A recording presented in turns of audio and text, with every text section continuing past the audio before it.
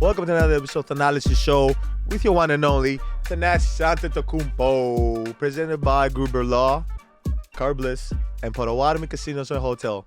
Thank you guys so much for your support.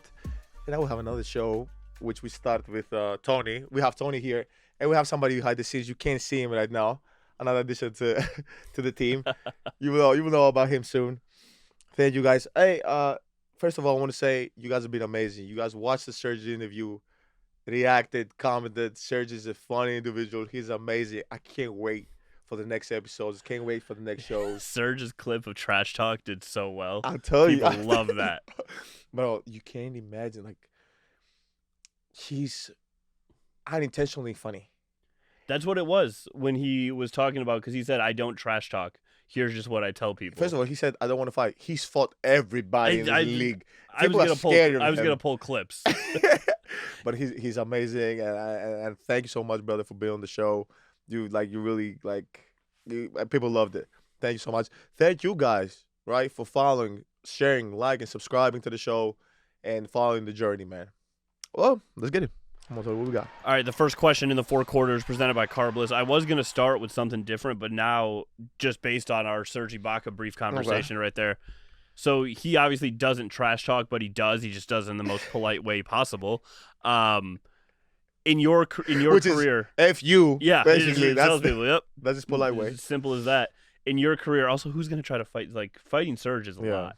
But in your career, you've heard a lot, whether it was in the Olympics, FIBA, wherever. Does anyone stand out outside of Draymond? Does anyone stand out as like an elite trash talker or someone that just, you know what? Give me someone that catches you off guard. Because I feel like they say like Tim Duncan would low key talk trash, but it would be like he'd do his spin move off the glass and be like, gotcha.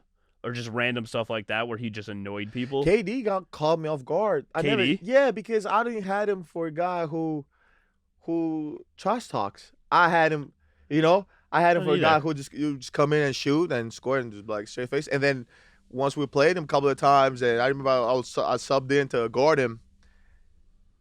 And then he was like, "Hey man, what you doing? He can't," I looked, I was like, I just got in. What is this? But he's amazing too. That's how he gets going. This is real. Like if you ask him, he'll tell you, "Oh, TA, that's how I get going, man. Ain't no, it's not personal." That's Kevin Durant, trash talker. Yeah. I never thought he surprised me. I think that is a surprise. LeBron surprised me sometimes too. LeBron surprised. Yeah, because they're great players, man.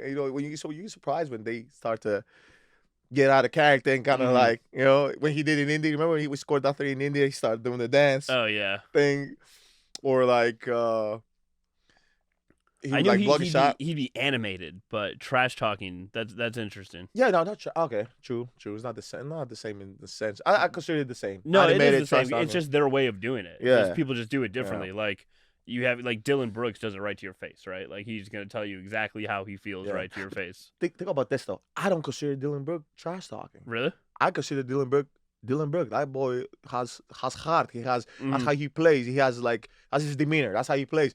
I consider trash talking is when guys aren't playing and all of a sudden they get out of character. Like yeah. They start now. It's like whoa, I ain't really. That's what I consider trash talking. You know what I mean?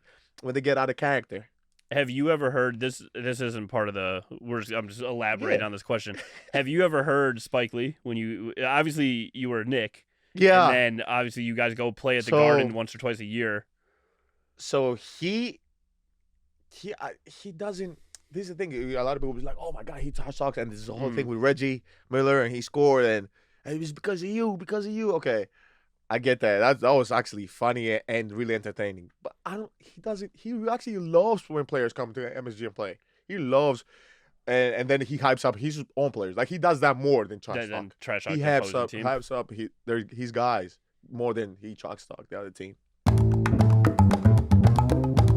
Moving on in the four quarters, question 2 here, presented by Carbliss. I saw this video the other day, and I think I sent it to you or saved it. I want to get your reaction to it.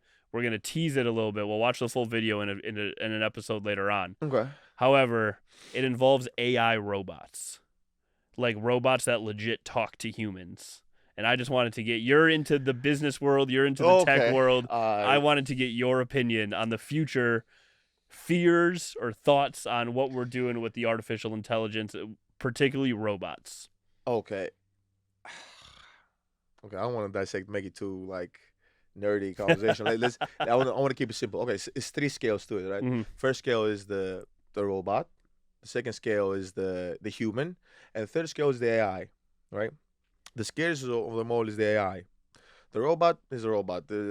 If you make it bigger, if you make it smaller, if you make it however you make it stronger, or out of titanium, that's what scares you the most, right? Mm. If you make it. Now the human is another scary part, because now you might have people quitting their job and telling the robot what to do, or telling him like, hey, I'm about to get a second job. I need you to do this. This working from home, it's gonna be different. I'm telling you, that's the human part of it. Then the third part is the AI. Bro, we did this in what, from COVID till now? What do you think is gonna happen 2030? What do you think is gonna happen 2040 or 50? It's gonna be, it won't stop.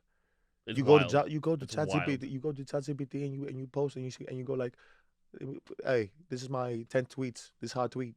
Give me some tweets about this. It talks just like you. It's great. It's innovating. It's the next generation, and it's where like I understand. And this technology brings me to you guys in real time, right? But at the same time, I'm terrified because like this is simple. What does this mean? What does this mean? Then I'm terrified about conscience. I'm terrified about how this is gonna look. And I haven't seen the video, by the way. Which I'm going to show it to you. But this is a full conversation a human being had with a robot. Terrified. I hate it. I hate all of it. I'm not a fan. It's gonna, I know, great. But we're a different generation. We're the '90s boys, man. The '90s babies. It's different, bro. Oh yeah, we have people in our office who are like fresh out of college, and they're just like, "Yep, I can do this on ChatGPT. I do that," and like people know how to use it. But I think our generation is like a little bit. Just to give you guys just an advice, quick advice as a I do business, and I do not tell people use ChatGPT. They will pay you less. Quick advice. Sure. They will say unless you give unless you bring more to the table, obviously, that nobody else can do, of course. But do not say that. Don't go out there and be like, oh yeah, of course. Don't put it on your resume. Do not put that on your resume. Use ChatGPT. Do not do that. So you mentioned Twitter there, and our next question here is part of the 4 quarters. You had a tweet this past or recently about the Ngannou fight. Yeah. Obviously, it was a very powerful and moving. I just wanted to give you the floor because as a fighting fan. So yeah, as a fighting fan, that was spectacular, man. This guy came back and went into boxing, had 2 boxing fights, then came back to MMA and showed people I'm not playing. This is who I am. And to do that after what happened with his family, and it's crazy. He can't even celebrate anymore. He just sat down. I don't know if you watched the fight, but I did, and I just saw with his reaction afterwards. He said he came back to UFC to do this for his late son, who tragically passed away. I think at like 18 months old. 18 or 15, something like that. It's just saying, and I've lost somebody, so I don't know. I can only imagine how this is devastating. And the thing is that what he did and how he did it, and it just. And he was going to retire, supposedly. And I don't know now. Is he going to retire now? Who knows? But you got to show that man his flowers, give him some respect. You can call it whatever you want to call it. You want to call it the PFL, you want to call it the UFC, whatever you call it. Give that man some respect, man, some flowers, man. Because he came back and he could have just sat. Trust me, he got paid to box. Oh, for sure. He got paid to box. He could have just sat down. But no, he wanted to prove to people like, hey, this is who I am, and to himself and to his son and his family, so.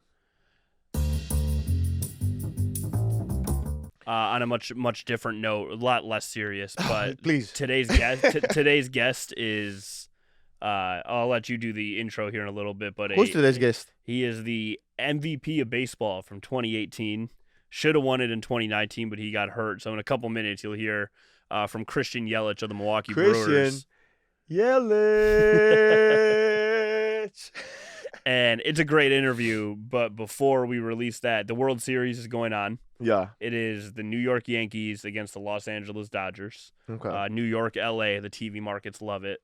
Amazing, by the way, for the TV things probably skyrocket. It's going to be huge. Yeah. I was kind of hoping it would be New York versus New York with the Mets and the Yankees. I thought that would be cool to see in our lifetime. Like that'd be an interesting the Subway Series. Crazy. New York was split in half. It really Playoffs? is. Yep. I feel like that would just be a fun one. But outside of New York, I wonder how many people really care all that much because no one likes the Yankees outside of New York. What? So can you explain that to me as a new fan of baseball? Why did nobody like the Yankees? Because it's like liking Tom Brady unless you live there. They won. So I think this is their 41st American League championship, and they have like 27 World Series. So it's just like so unless you're from. So they're getting penalized for being really good then. 100%. How many times have I told you on this podcast, why don't I like Tom Brady? Because he won way too many Super Bowls and Aaron Rodgers didn't. You're an analyst, Tony. You're talking like a casual fan. Like, well, yeah, I just don't like him just because he's winning. What is he supposed to do? So if he don't win now, hey, when he don't win, he's a bum. Patrick Mahomes, you win one more. Guess what? Don't like you anymore either. You three-peat, I'm out. Let them do their thing, man. They were born to do this. If they played for my team, I would want them to win all of them. All the time. Did people, like, I wonder, Jordan doesn't count. Jordan's different because he, like, transcended sports a little bit. But people outside of Chicago, but, like, Pistons fans probably hated Jordan in the 90s. Yes, you got to see him again and see him again. That's the only thing. Mm-hmm. You know that, like, if I want to get a championship, I got to go through him. So that's the frustrating part. Yeah, I can totally see that. That's why, like, from a football perspective, Colts fans hate Tom Brady because Peyton Manning was just as talented, but they had to go through Tom Brady every single year. But what I wanted to ask you, the New York LA thing, you've spent time in both cities. You know the landscape. Which city do you prefer and why? To win? Or no, in general? Just like in general, like to visit, to live in, to kind of kick it. I mean, I love New York, bro. New York got the Greek community too and Nigerian community. Like I love New York. LA got the weather. I'll tell you that for sure. You know, people in LA. You guys in LA are so spoiled. Listen to me, bro. Clip this. You guys in LA are so spoiled. You look at a cloud and you go like, "Oh my God, it's so cloudy." And it's, what is it called? Gloomy June. Is that it? Is that the thing? Gloomy June gloomy, whatever. It's a cloud.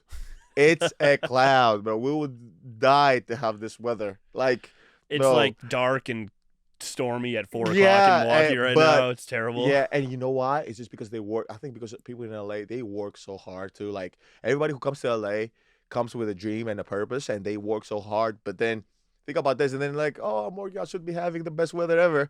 But at the same time, people in New York work really hard, and they have shitty weather, bro. People in New York get like it's East Coast, yeah. New York's East Coast. East Coast, yeah. It's East Coast, bro. The weather is, you know, it's not. I was in New York when I got drafted in New York. It was one of the worst winters ever. Was it really? Yes. Snowstorm after snowstorm, cancerous flight after cancerous flight. It was crazy. In and out, New York was tough. Was that your first time in a snowstorm, like a legit snowstorm? Yes, because I'm from Greece. I hadn't seen snow. Well, I didn't since 2005. Like, bro, yes. Like, it doesn't snow like this in Greece. Because it snows a little, but not like consistently. It snows a little bit, but the way it snows is, first of all, if we had the same snow, the whole country would shut down. Done for like a month. I'm like, oh no, this is not normal, guys. It's state emergency. Like, seriously. But, you know. Yeah. I figured it was the first, at least snowstorm that you had been to, and now you're just used to it. Yeah, okay. I'm now Milwaukee. It's mother love, you know. Now I'm like, yeah. It's nice every now and then. It's nice. And I'm used to it now. Before I wasn't, because I came from Greece. I'm 6 months somewhere, bro. Without further ado, I'll let you do the intro here. But Christian Yelich coming on up. Here's coming on up. Please do not forget to like, share, subscribe to the channel on YouTube, subscribe to the show on Instagram and the socials, TikTok, X, or Twitter. You guys have been amazing. Thank you guys. Love you guys so much for your support. And if you want to see more stuff, don't forget to like, comment, or mention the show on X or Twitter and send us your questions. And we'll do it right here. Bye.